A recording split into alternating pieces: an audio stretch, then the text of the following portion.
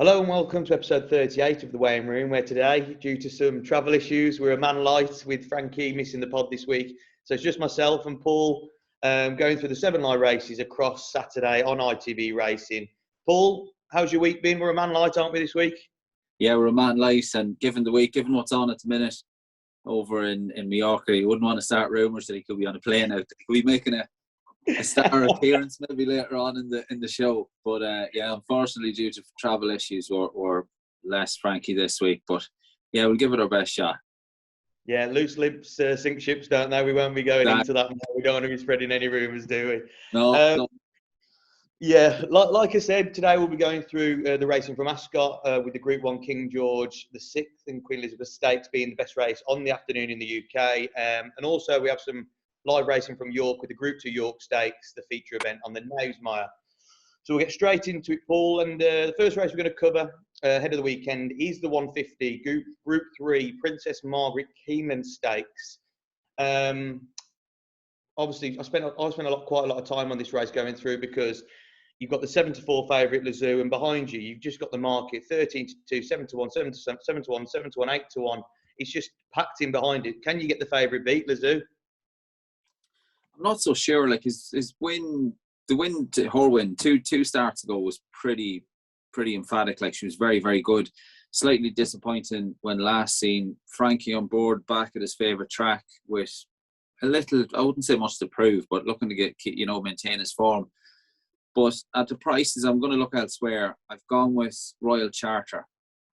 Stevie Donoghue was on board for her debut success. She won a fillies maiden over 6 furlongs at Newmarket back on June the 24th. Tom Marquand takes the reins here. The yard continues in great form. Their debutants generally do improve for the run. It's a bold shout here, stepping up to a Group 3 event. But I would take a chance for bet on a betting angle. I would take a chance on Royal Charter. The Zoo we touched on. It's she's the one they all have to beat, and Kinta is 2 from 2. She's also of interest. William Buick was on board her last success. I think Patsy Cosgrove was on board her debut run. So William Buick retains the right here. So Kinta's of interest, but I'd side with the Haggis runner, Royal Charter. Yeah, it's tough on this because you do want to look for value elsewhere, but I just can't take on this favourite. I think this is one of the strongest bets of the day. I do think the Zoo is obviously the worthy favourite. It's a strong favourite, 7-4. And I just think off the back of what she's done to date, and look, her last race when just getting beat by Morge, that could have gone either way in the stewards room. Really, I think if just slightly closer than the half a length, she could have got that race because it was a bit of trouble in running. But I just think she's brilliant. I was surprised, to be fair, at the anti-post stage. I was looking at the race. I was surprised that she was kept in, obviously having fair few runs quite close to each other. But she's a class act, and I think she'll just keep improving. And I know she's going up to a Group 3, but a lot of these horses in behind are going up into this Group 3 as well. And on form, she's very tough to beat, I think. And I do really like her chances. But it's easy to say she's 7-4 favourite, but I think she's a strong favourite for me in the opener. So we go over to York for their first event on ITV, and it's the 205 Jump Jockeys Nunthorpe Handicap Stakes. It's where the jumped riders switch codes for the afternoon, try and ride a winner on the flat over 5 furlongs. And Paul, we said just off air, I think this is worse trying to find a winner than the Grand National is. I just find this race so tough. Talk us through the field. Who do you like?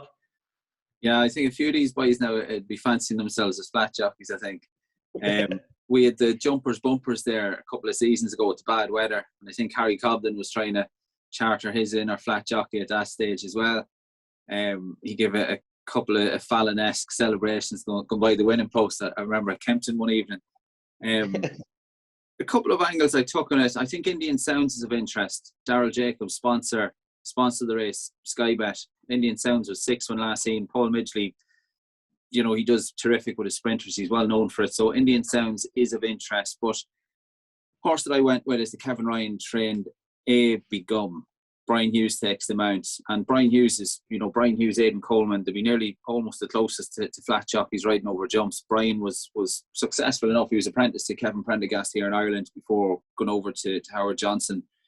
But A. Begum was second over course and distance off handicap mark of 65 last time out, was second at Nottingham the time before that, and was a winner at Musselburgh 3 starts back. A. Begum is a course and distance winner off 83. lines up here off 65, and I think with Brian Hughes in the saddle here for Kevin Ryan, I think has to be thereabouts. Yeah, look, this race is about trying to find that little angle that you can really get behind, and obviously you found that one there, and you made a case also for the Darryl Jacob horse. But the one I've gone with, and the angle that I came down on was Soul Seeker, a general 10-1 shot.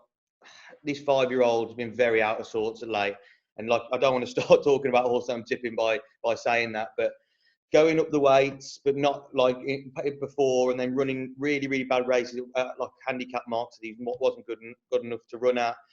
I think he's much better than that. He's now dropped back to a considerably lower mark of 75.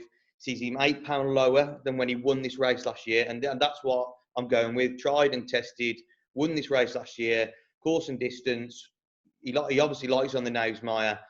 I just thought that was the angle into the race with Soul Seeker, and an each way price currently 75, £8 lower. I just thought Sean Bowen's in the saddle as well, been riding very well over the jumps over the last 18 months or so. I know it's very different coming to the flat, but obviously coming in with confidence, I just thought Soul Seeker could have a little squeak, 10-1. But look, it's a very, very tough race, very tough race. So we'll just have to see how it unfolds. So back over to Ascot for their second race of the afternoon. And it's another Group 3 event. It's the Valiant Stakes over a mile. Paul, who do you like in this one? I'd take a chance with the consistent Osculla for George Bowie and William Buick. You know, you go through a form like second in a listed event at Epsom back on the 3rd of June, won a listed race at Carlisle back on the 22nd of June, then was second again at Sandown at the beginning of July. Before that was third in a listed event. Was only a length and a half behind Lenicash back on that was the 9th of July. So she can race a little bit keenly, but she's very consistent. And I think the Zanbach is currently the favourite when we were just having a look at this earlier. And I think she just needs things to fall her way. So I think Osculla is a little bit more straightforward than Zanbach. Yeah, Osculla is a horse that you've tipped up before and got behind, and you're sticking with her now. I think you've got her around 11-2 mark, quite a nice price. I am a fan of Zanbach, but I just want to take her on in this one. I do want to take her on. And the one I came down on when I was looking through after deck, 16-1 was the price. Now into 10-1 with most firms is Kind Gesture for Roger Varian. Verona Prince Faisal, obviously, he was in the news over the last few days, obviously chopping off David Egan and other jockeys riding these horses now. And Andrea Zini takes the ride on this one. I think she looks to be a really smart filly in the making. She's seen 3 times today, just going from strength to strength. Finishing second on David Nottingham over an 8.5 furlongs. She's since been seen twice more, getting off the mark. Next time out, a Weatherby over 7 furlongs. And then last time out, putting up a career best when she went over a mile at Windsor by 10 lengths. It was extremely taking. She was asked to go up the rail. She pulled clear and just basically walked across the line and still won by 10 lengths. She's still a double figure price at the 10-1. I've got no qualms with that. I think she's underestimated still in the market. I would have her shorter. I just think there's a lot of potential in this horse. And I'm happy to take a chance against the favourite with her. Also, Roger Varian and Andrea Zani are currently both running at a 30% strike rate for the last 14 days. So hot jockey, hot trainer, a horse that could be potentially very smart. Around the 10-1 mark now, I thought Kind Gesture was quite a good bet in this one. So another tougher event on the Saturday from a punting perspective from York is the Class 2 Sky Bet Dash Handicap. Paul, another tough one on the nose, Maya. I think you can make a case for a lot of horses in here in the 6 furlong event. Who would you go for? Yeah, I'm going to take a chance on the Marco Body trained Silver Samurai. Ben Curtis is on board. Silver Samurai finished 11th of 26 in the Wokingham last time out. Was twice a winner at Haydock and Newbury prior to that. And should find life a little easier here and should be thereabouts, I think. So it's Silver Samurai for me. Yeah, Silver Samurai obviously went on a bit of a winning spree. Last time out wasn't so good. But if getting back to form, look, it was a tough race. What was it, the Royal Meeting, the Wokingham? Yeah, the form of that race has worked out really well, hasn't it? Really, Rohan run a cracking race here. Was it the Group 1 July Cup?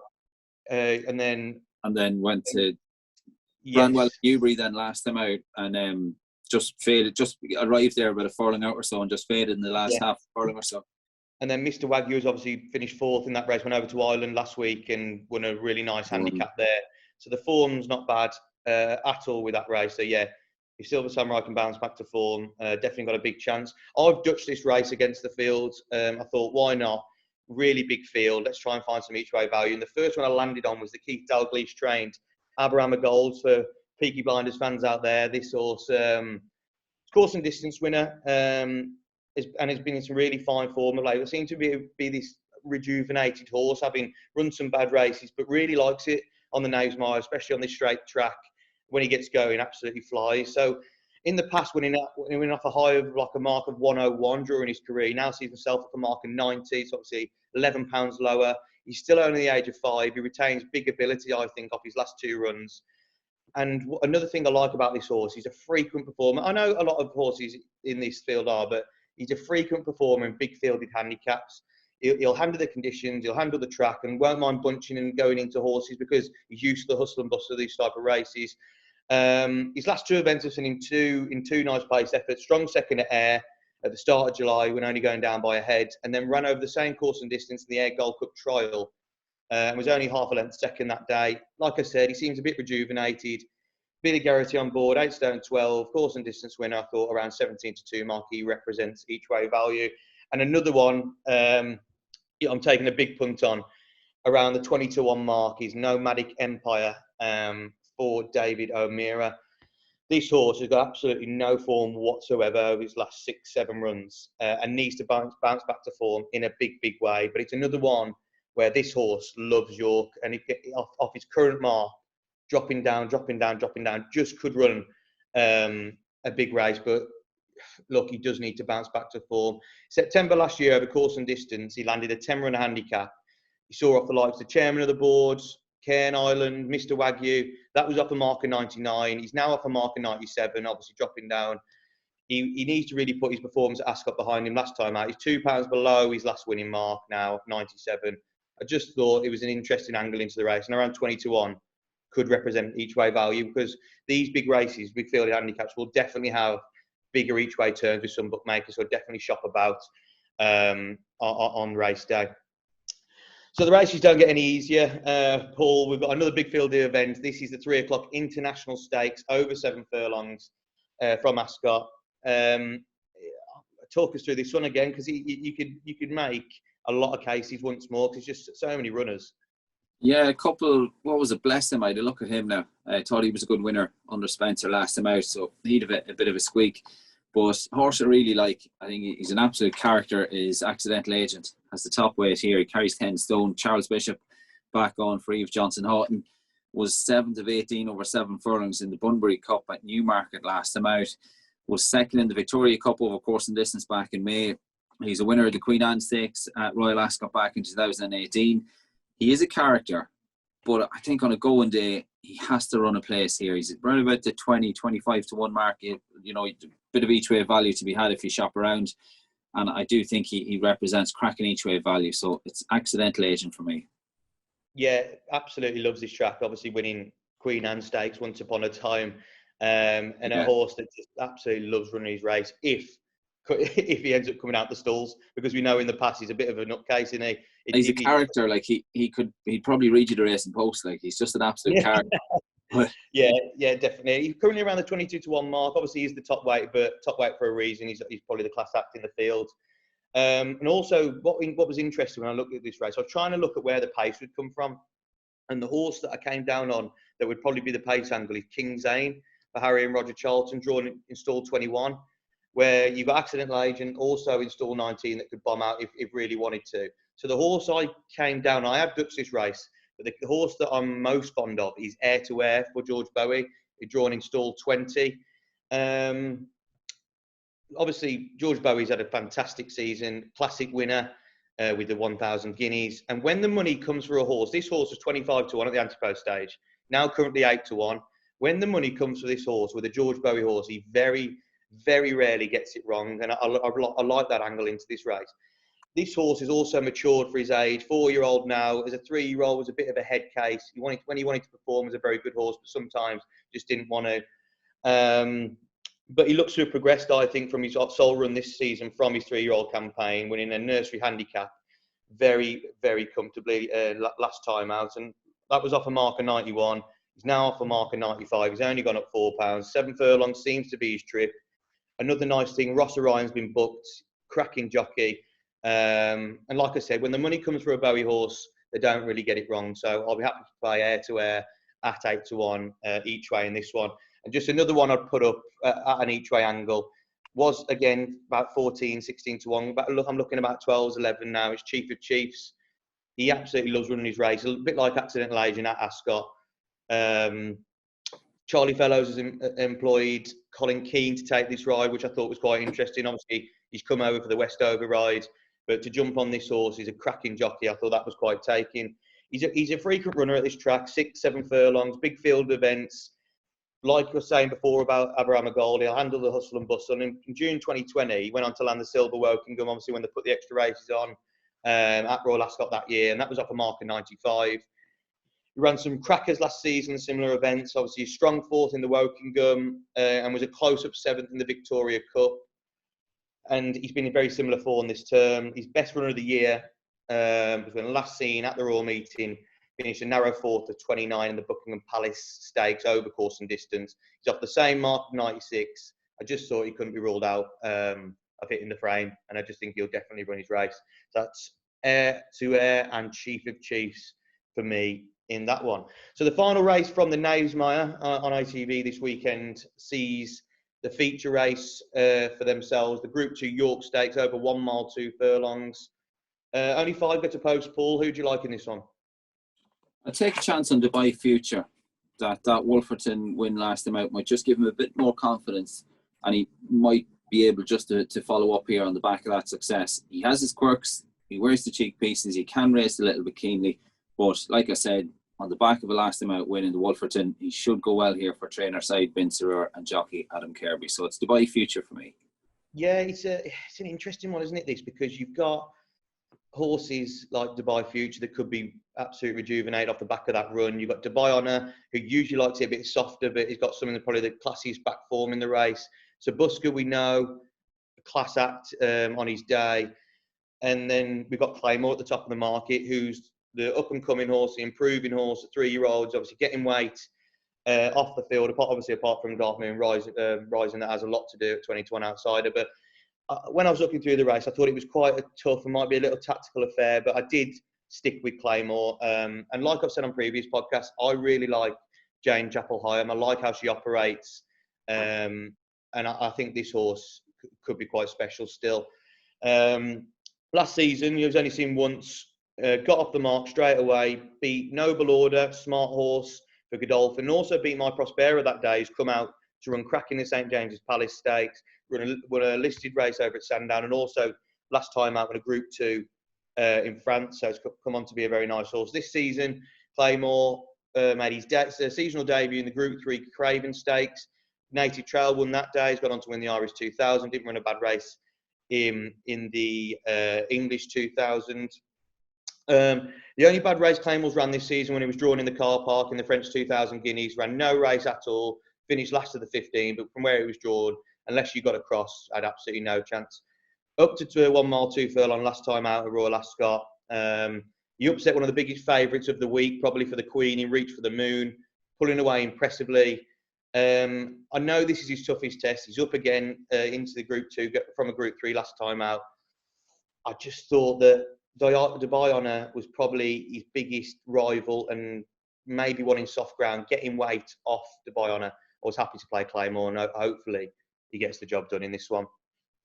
So the big race of the afternoon, and an absolute cracking race he looks to be on Saturday from Ascot, is the Group 1 King George VI and Queen Elizabeth Stakes. And obviously, Paul, the race has seen winners like Enable, Poet's Word, some absolutely class horses have gone on to win this race.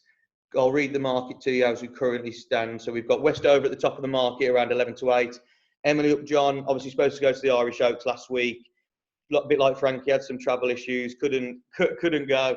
So she's been stuck into this race. We've got Mishriff at 10-3. We've got the Arc winner, Torquato Tasso at 12-1, Broome 22-1, and Pole Driver, who could be a big price at 22-1. Who are you siding with? I think Mishriff have to have a serious chance. James Doyle takes over from David Egan for John and Thady Gosling, second one last seen. But I can't get away from Westover. I can't see much of a reason to oppose Westover. You know, his time in the Derby course and distance to that of the Oaks is a fraction faster. The Derby winning time was 2 minutes 36.38 seconds. The Oaks time was 2 minutes 37.83 seconds. So he absolutely, I think he'll be better here. More of a galloping track that we saw at the Curragh played to his strengths. Like, I think, you know, yourself could have won him at the Curragh the last time. Like, he demolished his rivals. So, you know, at the prices, I do think Westover still is a bit of value here. I don't see any reason to, if I was back and looking elsewhere, I'd be maybe looking at Mishriff. I think the German horse, the Arc winner, Torquato Tasso, is better with a bit of juice in the ground. I just think Emily Upjohn's going to have to improve. You know, I know her run the last day was a serious effort. Like, she was last, wasn't she, with about 3 furlongs out when things went horribly wrong for her at the start. But I just think Westover was so good at the Curragh. And I think the track here will suit him. I think Ascot will suit him. So I'm going to stick with Westover. Yeah, it could be set up for an absolutely great race. You've got the older horses against the young pretenders, the 3-year-olds. You've got an Arc winner. Mishriff's gone on to win Jumpman Internationals. Pole Driver's a Group 1 winner. Obviously, Broome was a nice winner of the Hardwick last time. It's just a great race. I know there's only 6 going, but I think it'd be quite a special race. Look, Westover, I gave him a massive shout for the Irish Derby, and he went on to proceed. He could have kept winning, could have kept going, won by how many lengths? But the big but, I'm a huge Emily Upjohn fan. I don't want to compare her to the likes of a Naval just from the same yard and stuff, but I think this horse is special. I really, really do. And getting the £3 off Westover maybe could just be the difference. I can't see, look, it's easy to say it's the top 2 in the market, but I can't see the winner coming out from the top 2. I think the problem with Mishriff I have is when I see Mishriff at 1 mile 2, he wants 1 mile 4. And then when he runs 1 mile 4, he wants 1 mile 2. So I like Mishriff a lot, but giving a stone away to Emily Upjohn, that's tough. We saw last year when Mishriff took on Adiyar, giving some serious weight away. He ran a cracker, absolute cracker, but that weight told in the end, and Adiyar went on to win. I think that might be the same problem here. Mishriff won a good race, but that weight might just take over. But yeah, the Westover Emily Upjohn conundrum was quite tough. I was back and forth, but just getting that value at 11-4 currently, I think could be quite a nice price for quite a special horse. I respect Westover massively, and look, if Westover goes on to win, fair play, absolutely fair play. We ran a great race in the Derby. Obviously, it was brilliant in the Irish Derby, and could be even better here. But having those such big races so close together, and obviously Emily Upjohn missing that Irish Oaks and last being seen in that Oaks, she might just be a little bit fresher. She was obviously very, very wound up to run in that Irish Oaks, and then maybe just done a little work in the week to freshen her up for this. She could be on tip-top shape and ready to really go. What she did in that Epsom Oaks was nothing short of brilliance. She basically fell out the stalls. Frankie wanted to sit 2 or 3 Andy, was second last, came from the rear, and on another day wins that race. It's just very unlucky. You send it upstairs in the photo finish. It could have gone either way. I thought that was a massive run, and obviously the way at York she won the Mussadora as well was just brilliant. And before that, in that Sandown over 1 mile 2, 9.5 lengths, she could have won by probably 18. Then she could have doubled it. I think she's a special horse. I really do, and that's why I'm going with Emily Upjohn. But look, very, very tough race between the top 2, and I think it's a great renewal of the race. So that's it for this week, Paul. That's 7 races covered on ITV. As ever, I'm going to ask you for your nap, please, for the weekend. I'm going to go at the prices. I think if he's 20-1 or more, I think Accidental Agent is a cracking each way bet in the 3 o'clock contest at Ascot. So Accidental Agent each way, if he's 20s or more, I think represents a bit of value. There's 2, I think, to keep an eye on at Gorham Park. Declan McDonough, he only has 2 rides at the meeting. He's one of the best jocks either side of the Irish Sea. He rides Sistine Madonna for Joseph O'Brien, who was 7th over a mile in a handicap at Killarney last time out, but was a good second in a maiden at Dundalk the time before. This is only a 4th start, so there should be more to come from Sistine Madonna in the 2:20 at Goran. And in the 5:10, Declan is then hanging about from 2:20 to 5:10 to ride the Gordon Elliott trained Elusive Gigolo who's yet to fire in 2 starts this season, but was a good third. I think it ran about 40-1 on his final start last season. Not many miles on the clock. He's only had the 9 starts. Stall 12 is not ideal, but I do find it interesting that Declan McDonough is hanging about to partner Elusive Gigolo in the 5:10 at Goran. So that's Sistine Madonna in the 2:20 at Goran Park and Elusive Gigolo in the 5:10. Yeah, that is interesting. Just looking at that, actually, obviously Gordon Elliott having a run on the flats, bold enough as it is, but with him sticking around, he's a top-class jockey. Yeah, definitely. Very, very interesting. So I'm going to try and keep it a bit more simple this week, because last week went for Marder's Promise and fell at the third fence. Look, you can't account for that. I thought he was going to run a big race, but we'll never know. I'm going to stick with the top race, the Group 3. Is it Princess Margaret Keeneland Stakes? Yeah, I'm going to go for Lazoo. I just think 7-4, I think it's a cracking price still. I know we don't know what some of the other horses could turn out to be, but I just think these horses could be head and shoulders above the field. And Lazoo at 7-4 for me would be my nap on the Saturday from the ITV races. So thanks, Paul. As ever for your selections. Hopefully we found some winners. We haven't been doing too bad over the last few weeks. Please remember to like this video, comment your selections below, like I saw some last week. Brilliant, some nice winners in the comments. And also subscribe to Winners Enclosure channel with plenty of racing content to go through. So, Paul, all the best for the weekend. And again, hopefully we found some nice winners.